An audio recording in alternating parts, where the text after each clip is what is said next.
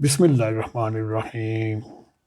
دوستو، آپ سب کو نیک ٹی وی پر خوش آمدید۔ آج ہم تھوڑا پھر چرچا کریں گے۔ ان دنوں پاکستان پر مختلف وباؤں نے حملہ کیا ہوا ہے۔ اس کے مقابلے میں ہماری بے خوف، بے نیاز اور ہر فن بولا قوم اس کا مقابلہ کر رہی ہے۔ سب سے پہلے ہم سیاسی نفرت کے ویڈیوز کو سامنے لانے کی کوشش کرتے ہیں۔ وہ ویڈیوز ہمارے ملک میں، قوم میں چراغ منتشر کر دیا اور بعض جان لیوا سیاسی، معاشرتی، اقتصادی اور تہذیبی بیماریاں لاحق ہیں۔ وہ حکومت جو اپنے شہریوں کی جان، مال اور عزت کی حفاظت کرتی ہے اور عوام پر روزگار اور خوشحالی کے دروازے کھولنے کی کوشش کرتی ہے، ان دنوں وہ خود بھی بے یقینی کی حالت میں ہے اور اپنے وزیروں اور بشیروں کو بے آبرو یا دلیل و خوار کر کے ایسے نکالتے ہیں جیسے مکھن سے بال نکالا جاتا ہے۔ اور پھر ہمارے جرأت مند پرائم منسٹر نے یہ بیان دے کر حقیقت پہ مبنی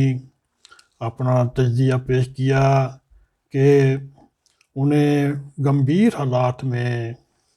ملک ملا، اس ملک میں اتنے مسائل تھے اور واقفیت نہ ہونے کی وجہ سے ہم پہلے 2-2.5 سالوں میں ناکام رہے۔ اس کے بعد بھی اللہ تعالیٰ نے ہماری مدد کی اور اتنے خراب حالات ہونے کی وجہ کے باوجود کرونا کی پہلی لہر جب آئی تو اللہ تعالیٰ نے ہماری اور کپتان صاحب کی حکومت کی پردہ پوشی فرمائی اور کرونا کی بیماری میں پیچھے ہٹ کر 1 سال اور نکال لیا اور انہوں نے نہایت دانش مندی کے ساتھ کرونا وائرس کا مقابلہ کیا، مگر اب راز کھل رہا ہے۔ اس بلا پر قابو پانے کے لیے کچھ اقدامات نہ تھے، یہ صرف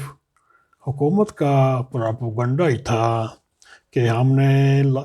منی لاک ڈاؤن کیا یا سمارٹ لاک ڈاؤن کیا، حالانکہ بیماری اسی ترتیب کے ساتھ تھی اور منصوبہ بندی بھی ناکام تھی اور اسی کا ایک خدشہ ہے۔ ہر روز 4,000-5,000 سے زیادہ لوگوں کے کرونا کے ٹیسٹ مثبت آ رہے ہیں اور مواد کی تعداد بھی روزانہ 100 سے اوپر جا رہی ہے۔ ہمارے نظام صحت کا یہ حال ہے کہ پہلے وزیر اعظم اور اس کی اہلیہ کو کرونا نے بڑی بے خوفی اور دلیر بن کر حملہ آور ہوئے۔ اس کے بعد انہوں نے یعنی کرونا وائرس نے ہمارے صدر مملکت ڈاکٹر عارف علوی اور وزیر دفاع پر حملہ آور ہوئے اور پاکستان میں کرونا پہلی بار اس وقت پھیلا تھا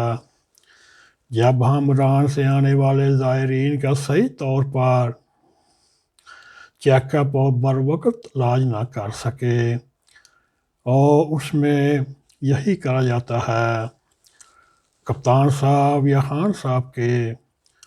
بہت ہی پیارے معاون خصوصی زلفی شاہ بخاری اس وبا میں ملوث تھے۔ انہوں نے بلوچستان اور ایران کی سرحد پر ٹیسٹ نہ ہونے دیے، اور دوسری وجہ یہ بھی بتائی جاتی ہے ہمارے ایئرپورٹس پر کرونا چیکنگ کے خاطر خواہ انتظامات ہی موجود نہیں، چنانچہ برطانیہ اور جرمنی اور یورپ سے اور کینیڈا سے آنے والے مسافر کسی چیکنگ کے بغیر ایئرپورٹ سے باہر آ گئے اور وہ شہروں قصبوں میں برطانیہ کی خطرناک وبا جو اس وقت کرونا 3 یعنی 3 کی وبا پھیلاتے پائے گئے، حکومت کے متعلقہ اداروں پر لازم ہے وہ باہر سے آنے والے مسافروں کی سخت چیکنگ کرے اور باعتماد انتظامات کرے۔ دوسری حقیقت یہ ہے کہ اس وقت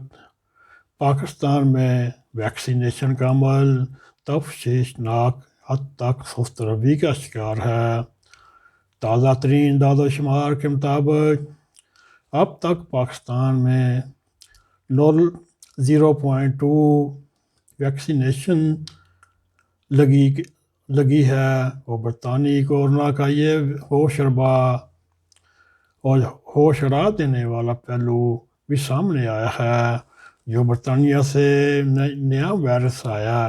اس میں بچے بھی بڑی شدت سے وفات پا رہے ہیں۔ اور دوستو اس کا مطلب ہے کہ ہمیں ہر شہری کی ویکسینیشن کرنا ہوگی، جبکہ ہمارے منصوبہ سازوں نے اتنی بڑی مقدار میں ویکسینیشن بروقت حصول کے لیے کوئی معقول بندوبست نہ کیا۔ اس میں بھی پرائم منسٹر اور سابقہ وزیر صحت عامر کیانی بھی ملوث ہیں۔ عامر کیانی کے دور میں اربوں روپے کا رشوت سکینڈل بھی ہے، اور پاکستان اس وقت ویکسینیشن کے لیے چین کی حالات پر گزارا کر رہا ہے، اور دوسرے ملک بھی آتے ہیں، کچھ ان کے پاکستان کی جولی میں ڈال جاتے ہیں، اور پاکستان اس وقت بھی خیرات، صدقہ اور زکوٰۃ وغیرہ سے ویکسینیشن وصول کرنے پہ تیار ہیں۔ پیچھے یہ بھی اطلاع آئی، ایک منسٹر نے ہاسپٹل سے ویکسینیشن چوری کر کے اپنی فیملی کو لگائی۔ اس وقت کرونا کے بارے میں حکومت میں ایک ہڑبونگ سی مچی ہوئی ہے اور وبا تیزی سے پھیلتی جا رہی ہے، اور دیکھنے میں یہ آیا ہے زندگی کا ہر شعبہ مفلوج ہے، اور حکومت کو چاہیے وہ اس نازک مرحلے پر اپوزیشن کا تعاون حاصل کرے اور تمام سٹیک ہولڈر کی مشاورت سے ایک ایسی حکمت عملی واضح کی جائے جو کرونا کی شدت میں کمی لائے اور عوام کے اندر حفاظتی تدابیر اختیار کرنے کا شعور اور عزم پیدا کرے، اور تیز رفتار ویکسینیشن کے عمل کو بھی یقینی بنائے۔ یہ ہماری بقا اور زندگی کا مسئلہ ہے، اس لیے تو میں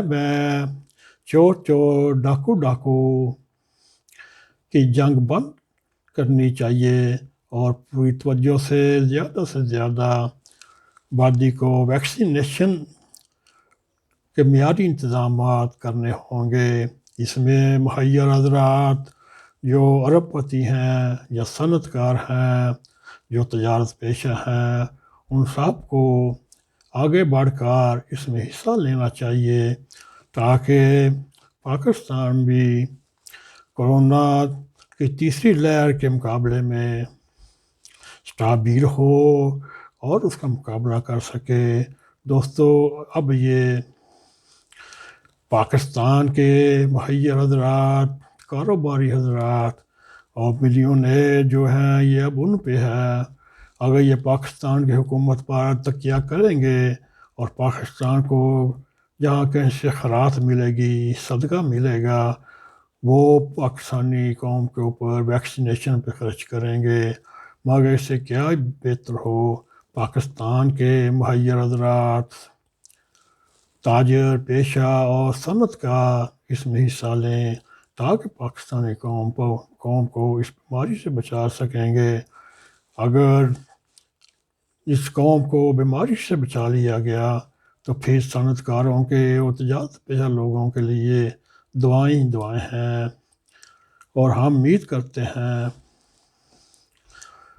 بھائی حضرات سامنے آئیں گے، اور پرائیویٹ حضرات بھی سامنے آئیں گے، حکومت بھی اپنی پلاننگ اچھی کرے گی۔ اس طرح باسیت قوم ہم کرونا وائرس کا مقابلہ کر سکیں گے۔ امید ہے دوستو آپ کو ہمارا یہ پروگرام پسند آئے گا۔ اگر پسند آئے اس کو لائک بھی کریں، اس کو شیئر بھی کریں، اور کمنٹ سیکشن میں جا کے اپنا نظر خیال کرتے ہوئے ہمیں سبسکرائب کریں۔ یہ نیک ٹی وی آپ کا اپنا ٹی وی ہے۔ دوستو جانے سے پیشتر بیل آئیکن کو پریس کریں تاکہ ہماری تازہ ویڈیو آپ تک پہنچ سکے۔ السلام علیکم ورحمۃ اللہ وبرکاتہ۔